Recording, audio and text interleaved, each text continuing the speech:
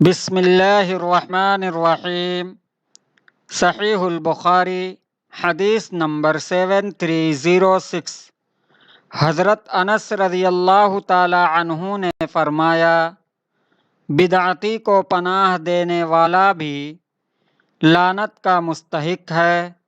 حضرت عاصم روایت کرتے ہیں کہ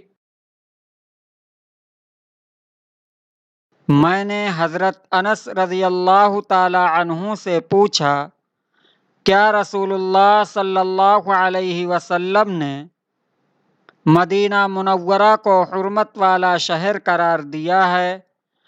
فرمایا کہ ہاں، فلاں جگہ یعنی عیر سے فلاں جگہ یعنی سور تک اس علاقے کا درخت نہیں کاٹا جائے گا۔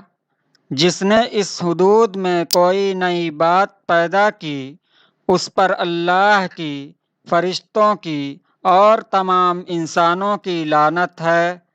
عاصم بیان کرتے ہیں کہ پھر مجھے موسیٰ بن انس نے خبر دی کہ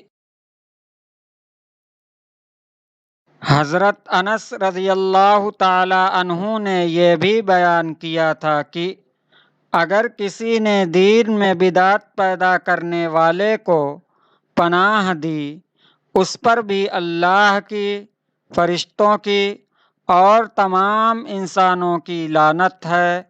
صحیح البخاری حدیث نمبر 7306۔